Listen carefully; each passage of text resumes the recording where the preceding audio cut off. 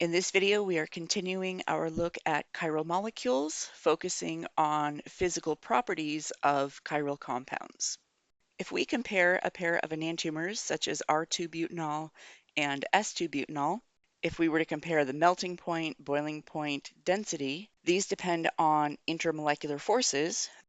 The intermolecular forces holding a sample of this molecule together will be the same as the intermolecular forces holding a sample of these molecules together. So the melting point, boiling point, density, these are going to be exactly the same. If we think about thin layer chromatography, gas chromatography, or high pressure liquid chromatography, these are all based on interactions with achiral stationary phase, mobile phase, and the emphasis is on differences in polarity in general. While the polarity of these two compounds is the same, so their behavior in TLC, GC, HPLC will be the same. What about spectroscopic techniques such as IR and NMR spectroscopy? Well, IR we've already talked about, looking at bonds and functional groups. Those bonds are the same in both molecules. NMR is based on the proton environment. That's going to be identical. And so the spectra are going to be the same for both compounds. So all of the physical and spectroscopic properties are the same for a pair of enantiomers, with one exception. So one property that differs between enantiomers is called optical activity. And this is the ability to rotate plane polarized light.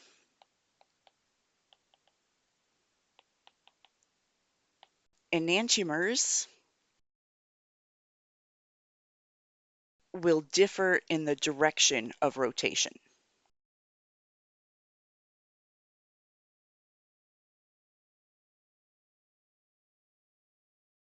So all physical and spectroscopic properties of enantiomers are the same except for optical activity. Enantiomers will rotate plane polarized light in opposite directions. All right, so what does this mean? Here we have a schematic of a polarimeter. So we have a light source, and in general, light waves will be moving up and down in this direction, but they'll also be moving in this direction and in this direction. So the light is unpolarized. But if we put in a polarizing filter, then this light, this light, this light will all be blocked. Only this light will be able to pass through. So now we have plane polarized light. It doesn't go side to side, only up and down. Once we have this plane polarized light, this can pass through a sample that has a solution of a chiral compound. And that chiral compound will rotate the plane polarized light, either in this direction or in the other direction. So what comes out after the sample is now rotated relative to what we started with. Then we have an analyzer, which itself could be another polarizing filter.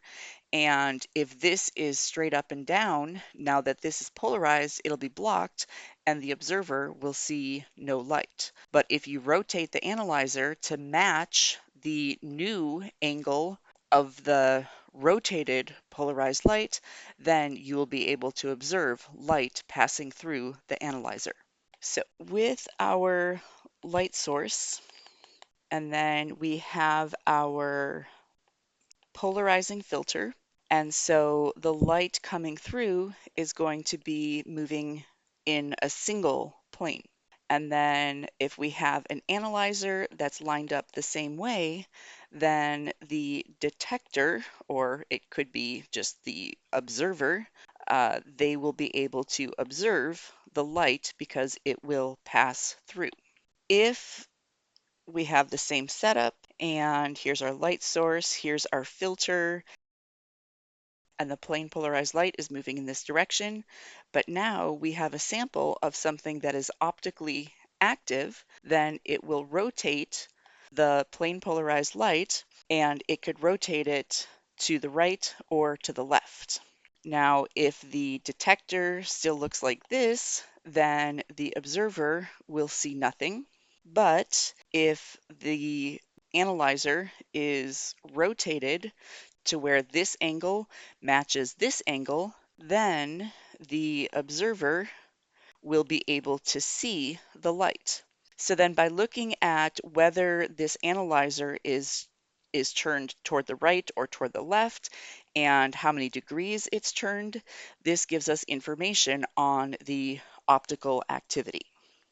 As we think about the rotation of plane polarized light, a compound that rotates the light clockwise to the right is called dextrorotatory, and a compound that rotates the plane polarized light counterclockwise or to the left is called levorotatory. Early on in this chapter, I mentioned that medications have to be made with only one enantiomer rather than as a mixture of enantiomers, or else they have to be able to show that if one enantiomer works, the other one does no harm. Well, many medications are made only one hand, and for example, you may have taken some dextromethorphan, which is a cough medicine. And so this is the enantiomer of methorphan that rotates plane polarized light to the right. If you have an underactive thyroid, you might need to take levothyroxine. This is another medication, and it is the version that rotates plane polarized light counterclockwise. Now, dextrorotatory is given the symbol plus, and levorotatory is given the symbol minus. Now, this has nothing to do with charge. It only has to do with the direction of rotation of plane polarized light. If we consider a chiral molecule, it has a particular electronic environment, which is going to have a particular interaction with light,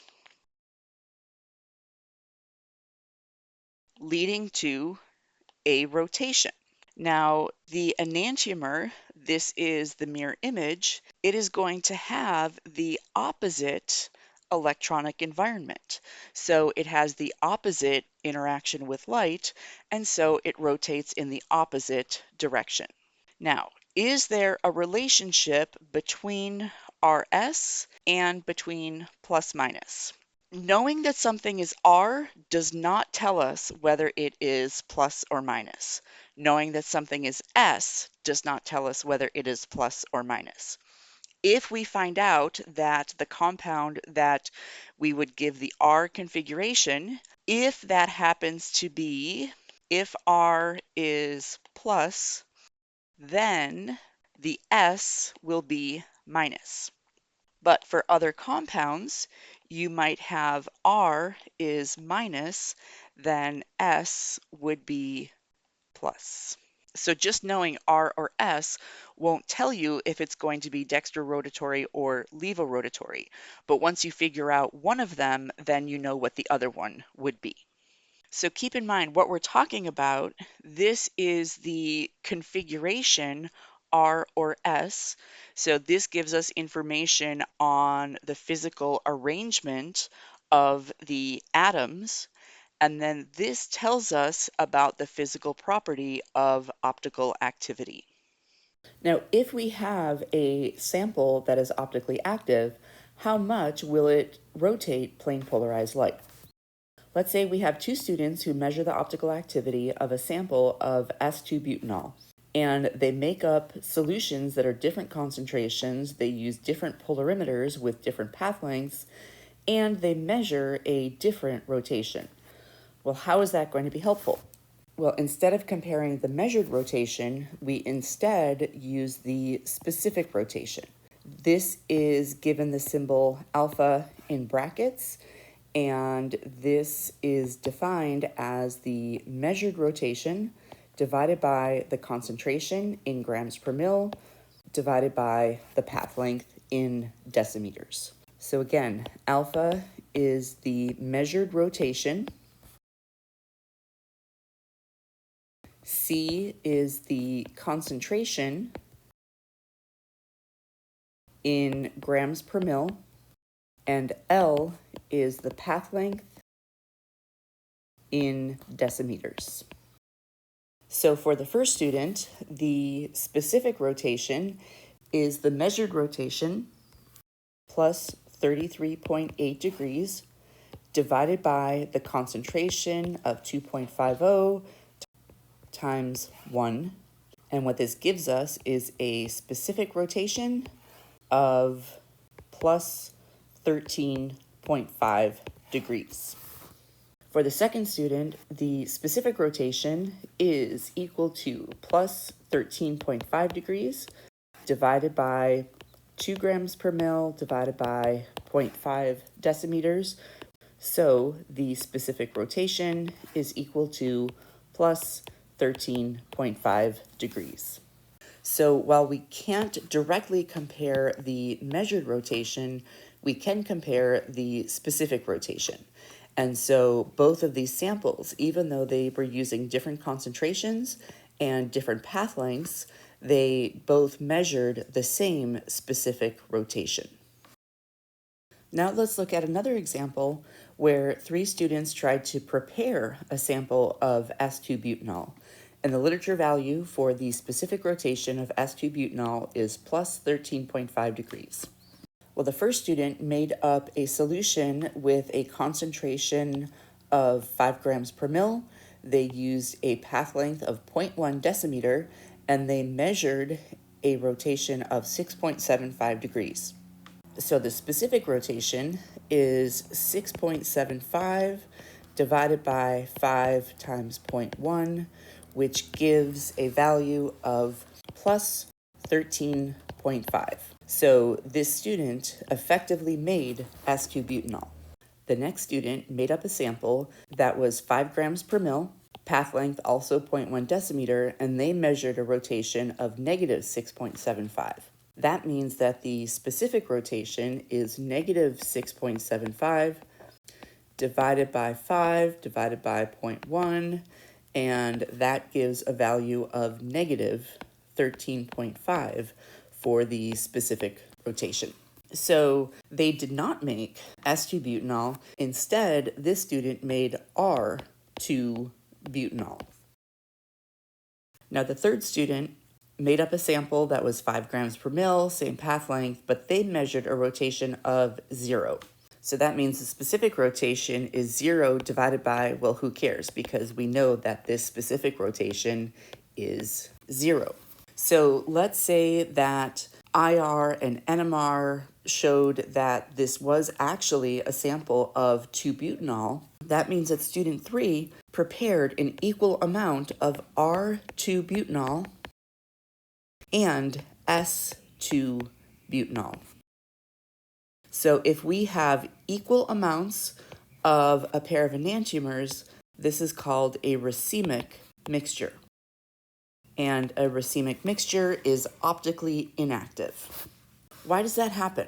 Imagine we have our light source, and then there is a polarizing filter so that the light is coming through in only one plane. And then the light passes through a sample of the R enantiomer, which rotates it in one direction. And then imagine if the light passed through a sample of the S enantiomer, which would rotate it back to the original plane. And so when it reaches the final detector, the final polarizing filter, then there would be light coming through. And so the measured rotation would be 0 degrees. So because a compound and its enantiomer rotate plane polarized light equal magnitude but opposite direction, then whatever one sample does, the other sample will undo in terms of rotating. That's not exactly what we have going on because we just have a single solution. Here's our plane polarized light, and then the sample contains both R and S. But you can still try to think about it. So every time the light interacts with a certain number of R molecules, it's going to rotate in one direction. When it interacts with S molecules, it rotates back in the other direction. And if we have the exact same concentration of both of them, then the end result is still going to be no rotation. Now, it's possible to have a sample that is pure S. We can have a sample that is pure R. We can have a sample that is exactly a mixture of the same concentration of R and S so that we have a racemic mixture. But it's also possible to have a variety of mixtures in between. And so maybe we have a solution that has some of the plus enantiomer, but an excess of the minus enantiomer. Well, in that case, we talk about the EE, or the enantiomeric excess. So if you have a sample that's partially racemic, but you have an excess of one or the other enantiomer, then you would measure the rotation and determine the enantiomeric excess. So you would use the enantiomeric excess to determine how much of one enantiomer do you have and how much of the other enantiomer do you have. We're not going to do the calculations for enantiomeric excess, but we might refer to it, and so I just want you to keep that in mind. So let's come back to this idea about a relationship between RS and between plus minus. So on paper, we can draw a sample of R2-butanol and S2-butanol, where the R and the S are determined by the Kon-Ingold-Prelog rules. And so the R and the S, this refers to the absolute configuration.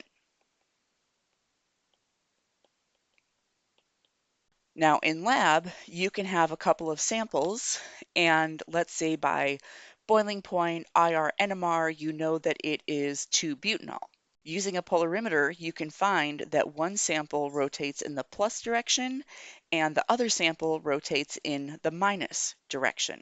But to determine whether the plus or the minus goes along with the R or S is actually not straightforward.